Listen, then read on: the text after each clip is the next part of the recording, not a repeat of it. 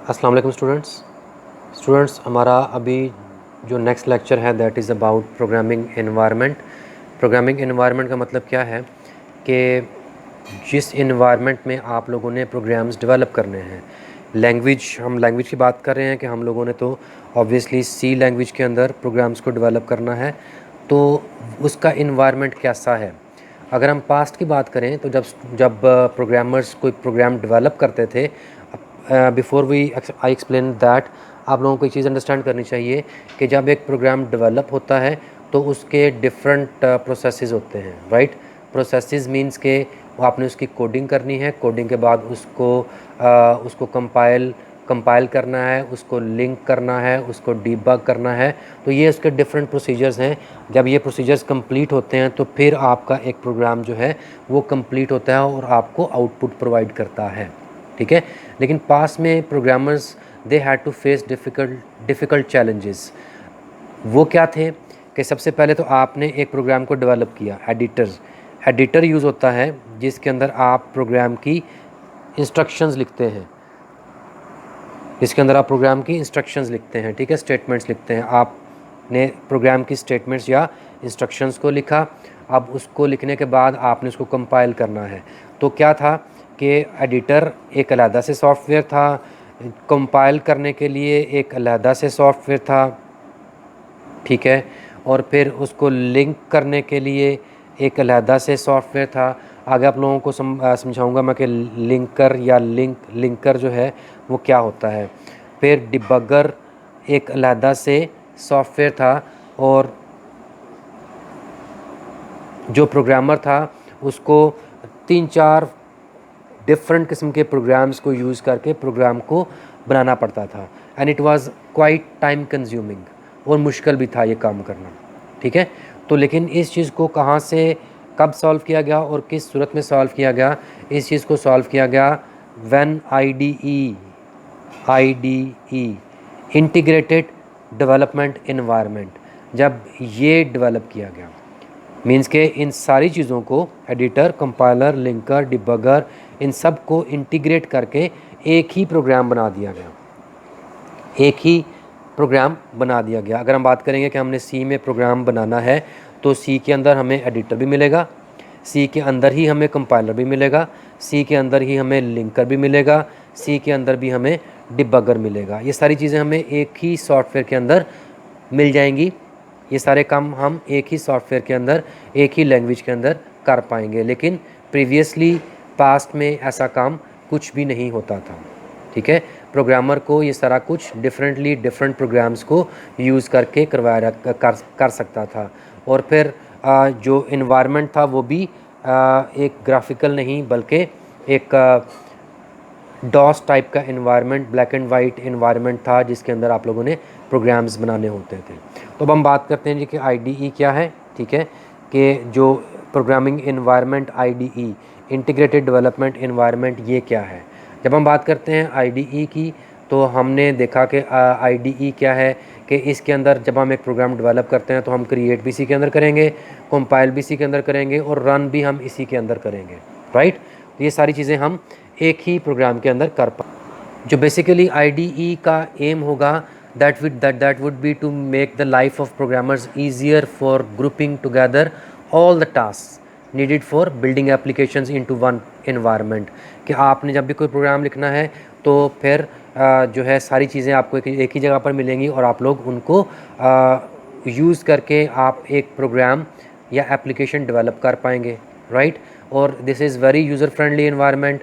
जो GUI है, graphical user interface, ये एक बहुत ही इजी फ्रेंडली इन्वायरमेंट होता है।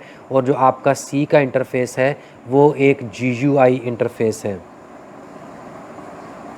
ग्राफिकल यूज़र इंटरफेस, जिसके अंदर आपको हर चीज़ ग्राफिकली रिप्रेजेंट की जाती है, कलरफुल चीज़ें जो हैं वो रिप्रेजेंट की जाती हैं, और आप उनको यूज़ करके ईज़िली चीज़ें जो हैं वो, प्रोग्राम्स जो हैं वो या एप्लीकेशन जो हैं वो डेवलप कर सकते हैं। ऑलराइट, जब हम बात करते हैं कि सी लैंग्वेज की, तो सी लैंग्वेज जो है उसका जो आईडीई है, इंटीग्रेटेड डेवलपमेंट एनवायरनमेंट, उसके कंपोनेंट्स क्या हैं। सी के अंदर आपको एक टेक्स्ट एडिटर मिलेगा जिसके अंदर आप इंस्ट्रक्शंस या स्टेटमेंट्स टाइप करेंगे, फिर कंपाइलर मिलेगा, फिर लिंकर मिलेगा, लोडर मिलेगा, डिबगर मिलेगा। अब keep one thing in mind students कि जब आप लोग सी पे काम करना शुरू करेंगे तो ये मत सोचिएगा कि ये अलग-अलग से कुछ जो सॉफ्टवेयर्स हैं ये काम अलग-अलग से करेंगे, नहीं। टेक्स्ट एडिटर आप लोगों को मिलेगा, राइट। आप जब कंपाइलिंग करनी होगी तो ये नहीं कि आप लोगों को अलग से कोई सॉफ्टवेयर उसी के अंदर से यूज़ करना पड़ेगा।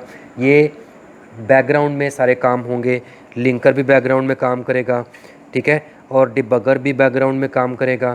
तो ये लेकिन यहाँ पर आप लोगों को सिर्फ सीखने वाली बात ये है कि ये वो कंपोनेंट्स हैं IDE के, सी लैंग्वेज के, कि जो आप लोगों को IDE इन्वायरमेंट प्रोवाइड कर रहे हैं कि जब आप एक प्रोग्राम डेवलप करना शुरू करेंगे तो फिर ये चीज़ें आप लोग यूज़ करेंगे। अब हम इनको वन बाय वन देखते हैं कि ये जो है वन बाय वन हर एक जो कंपोनेंट है ये किस तरह से काम करेगा।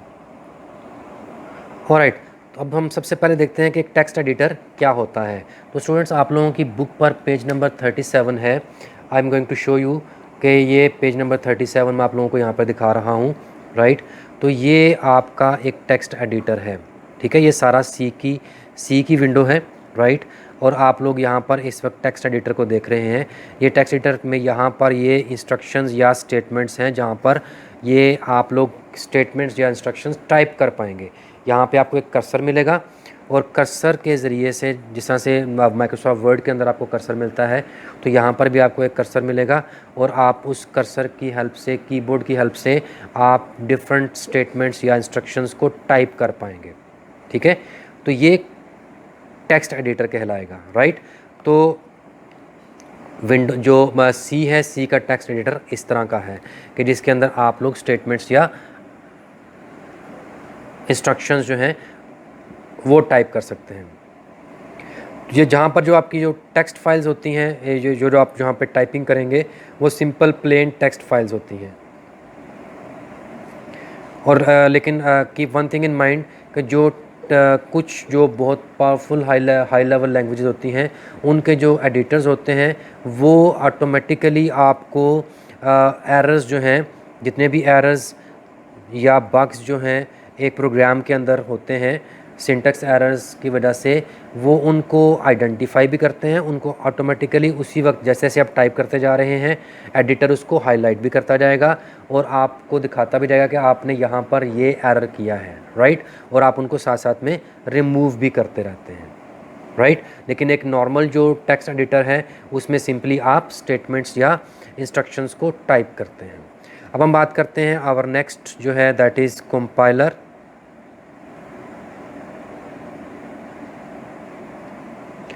जो कंपाइलर है, राइट, आप लोगों ने पहले भी इसको देखा कि कंपाइलर क्या होता है कि ये आपके जो हाई लेवल लैंग्वेज प्रोग्राम्स होते हैं, जो सोर्स प्रोग्राम आपका, हमने प्रीवियस लेक्चर में देखा कि सोर्स प्रोग्राम क्या होता है। तो आपका जो कंपाइलर है आपके सोर्स प्रोग्राम को मशीन कोड या ऑब्जेक्ट प्रोग्राम में कन्वर्ट करता है so that the machine can understand it, ठीक है। अब कंपाइलर की ड्यूटी एक और भी है, वो क्या है कि इट डिटेक्ट्स एरर्स। जो बग्स या एरर्स आप टाइप करते हुए करेंगे उनको ये डिटेक्ट करता है। लेकिन keep one thing in mind के जितने भी कंपाइलर्स होते हैं वो यूजुअली जो सिंटैक्स एरर्स होते हैं, कि आप लोग उस लैंग्वेज की ग्रामर को फॉलो नहीं कर रहे, आप उस लैंग्वेज में जो इंस्ट्रक्शंस या वर्ड्स को किस तरह से यूज़ करना है आप उन रूल्स और रेगुलेशंस को फॉलो नहीं कर रहे। तो जब आप उनको फॉलो नहीं करेंगे तो जो एरर आएगा वो एक सिंटैक्स एरर होगा।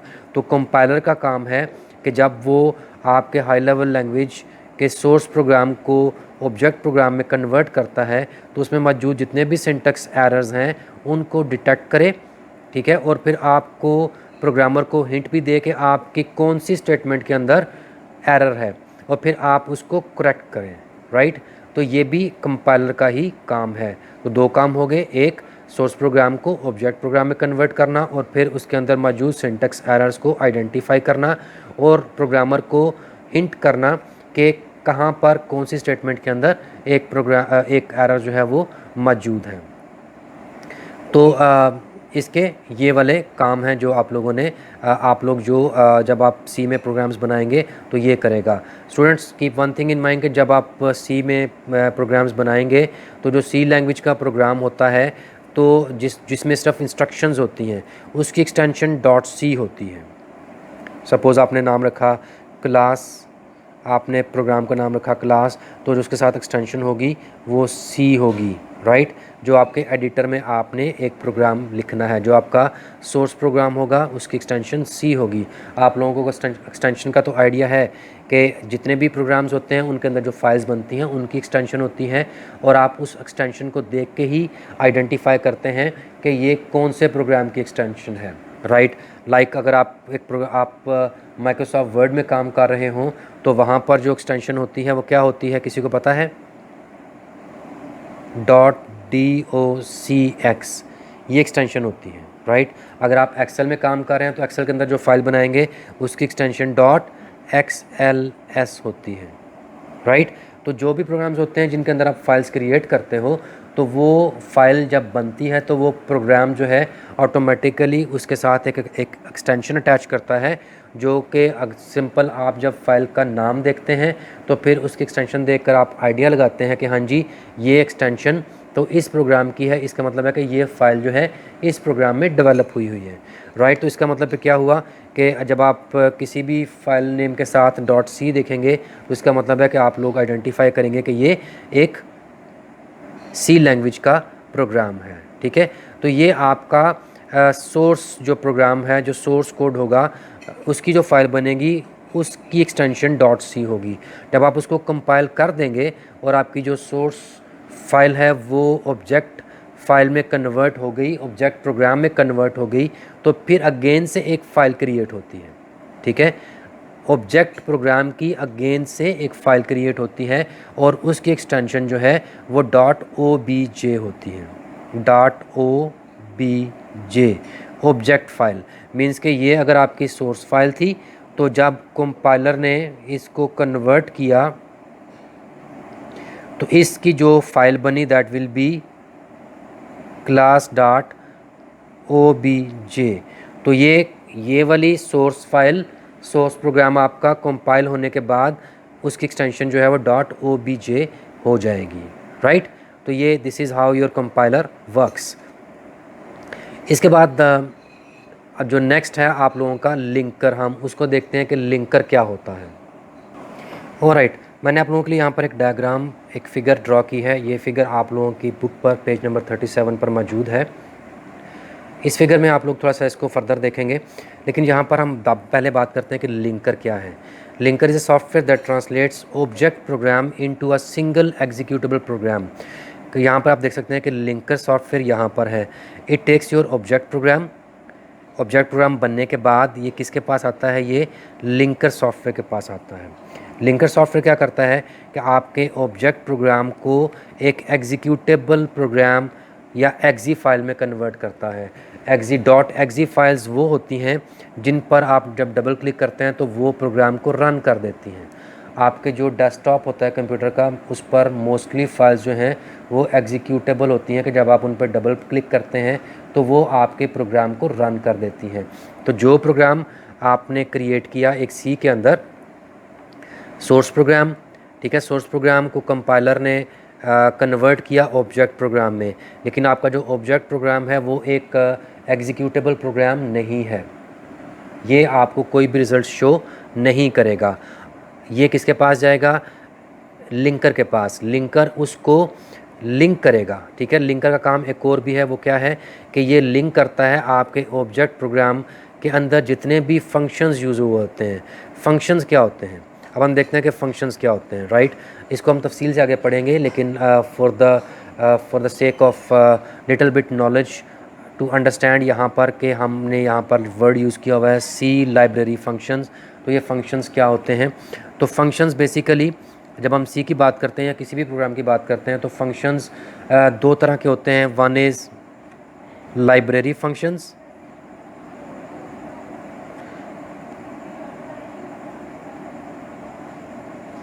और जो दूसरा होता है वो यूज़र डिफाइंड फंक्शंस होते हैं। यूज़र फंक्शंस कह सकते हैं उनको आप। ठीक है। जो लाइब्रेरी फंक्शंस हैं, दीज आर दी फंक्शंस जो कि बने बनाए सी लैंग्वेज के अंदर आएंगे।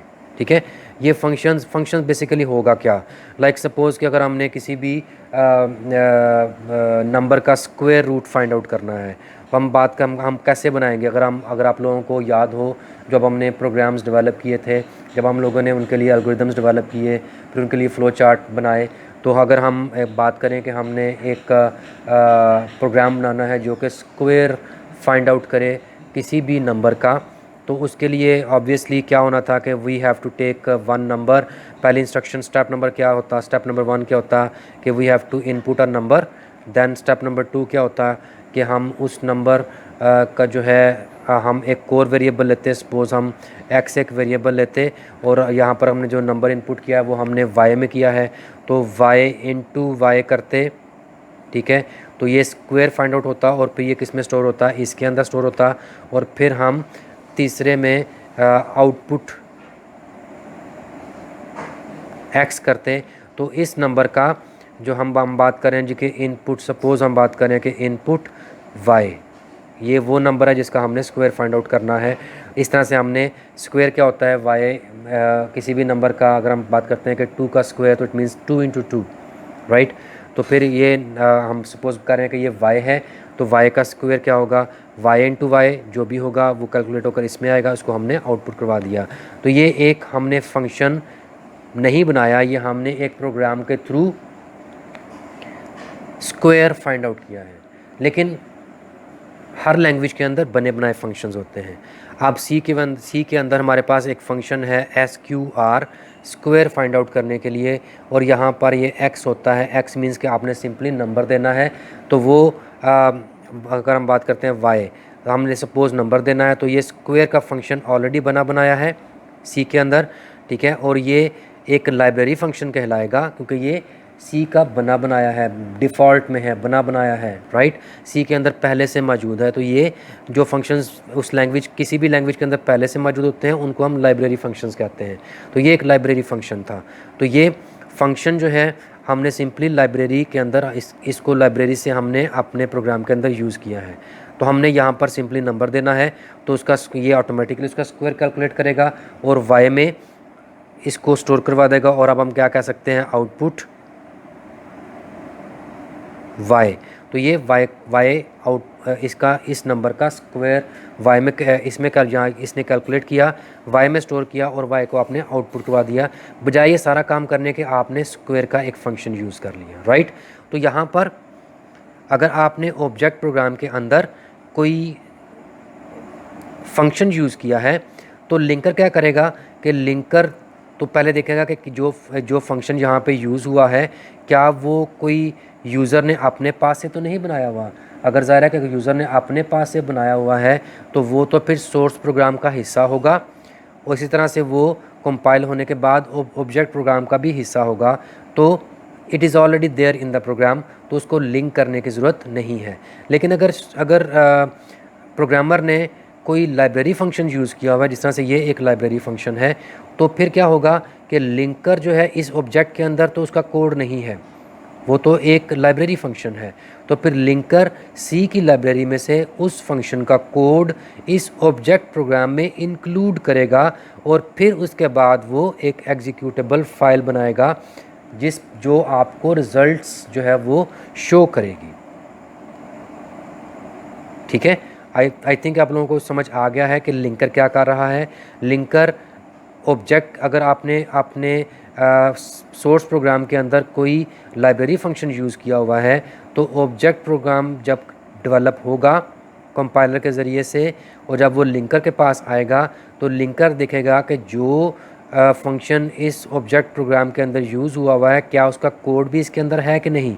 अगर वो नहीं है, तो इसका मतलब है कि वो एक लाइब्रेरी फंक्शन है। तो लिंकर लाइब्रेरी फंक्शन में जाएगा, और वहाँ से वो उस फंक्शन का कोड जो है वो ऑब्जेक्ट प्रोग्राम में इंक्लूड करेगा, और फिर उसकी एक एग्जीक्यूटेबल फाइल जिसकी एक्सटेंशन .exe होगी वो क्रिएट करेगा, और फिर आप उसको रन करेंगे तो आपको आउटपुट मिलेगी। आई होप कि आप लोगों को ये लिंकर का फंक्शन समझ आ गया होगा कि लिंकर क्या करता है। उसके बाद हम बात करते हैं लोडर की, राइट, कि लोडर क्या है।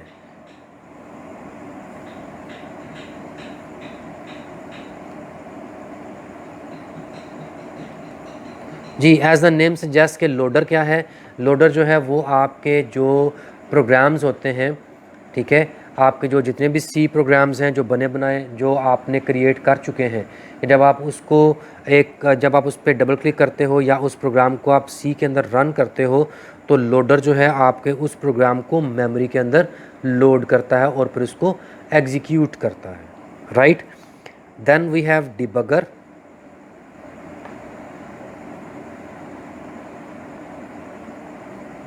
Debugger as the name suggest के डिबग करना, राइट। तो डिबग करना आप लोग पहले भी कई बार इसको सुन चुके हैं कि ये डिबगर क्या है। ये डिबगिंग का प्रोसेस जो है वो कंपाइलेशन के प्रोसेस के दौरान ही होता है।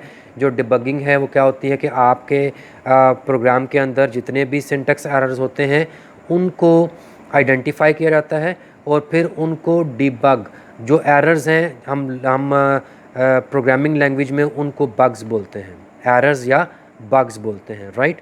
उनको हम एरर्स या बग्स बोलते हैं। जितने भी सी लैंग्वेज के अंदर प्रोग्राम्स होते हैं उनके अंदर जितने भी एरर्स होते हैं उनको हम एरर्स या बग्स बोलते हैं, और उनको आइडेंटिफाई करना और उनको रिमूव करना, इस प्रोसेस को हम डीबगिंग का प्रोसेस कहते हैं।